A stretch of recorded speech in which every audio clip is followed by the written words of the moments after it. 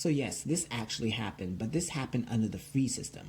Now, if this happened under the slave system to a slave community, all those Caucasians would have been rounded up, put in jail, put on trial, and then executed for what they did because they destroyed a massive amount of property. The slave owners wouldn't let them get away with that, and they would set an example to make sure that you don't come into our community and destroy our slaves and destroy their homes and get away with it. You're not going to do that.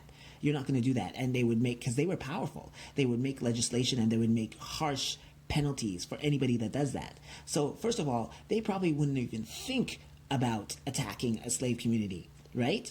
They wouldn't even think about that. But because it's a free system, black people are not property anymore because property is very valuable. People misunderstand that. Property is valuable. It doesn't matter if it's in humans or in things, it's valuable. Okay? So if you attack a black person in the free system when they're not property anymore, it's not a big deal. But if it's under slavery, oh, it's a big deal. It's a big deal. You just destroyed my property. There's no way I'm going to let you get away with that. There's no way. But in the free system, you could get away with it. And nobody was arrested for this massacre. No Caucasian was arrested for this massacre. They were all let go. Can you believe that? What kind of system is that? So black people actually would have got justice under the slave system and not the free system.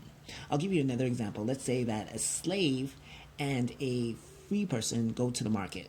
Now, there's a mob of Caucasians that come along and they want to lynch a black person. Who are they going to pick without any repercussions? The slave or the free black person?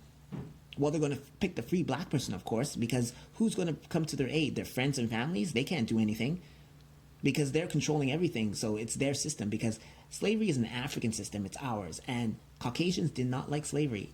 And also, I want to make clear that white had nothing to do with skin color. Had nothing to do with skin color because it was black slave owners. White had nothing to do with skin color. It was a social status. It's just like nobility in the Middle Ages. It's a social status. You think all Caucasians were of nobility? No. Nobility had no skin color either. It makes no sense. It's like basically saying that to a slave owner that, hey, who has a lot of slaves and has a lot of land, and even if he happens to be Caucasian, he's like, hey, that Caucasian, that piss poor Caucasian over there, he's considered to be white as well.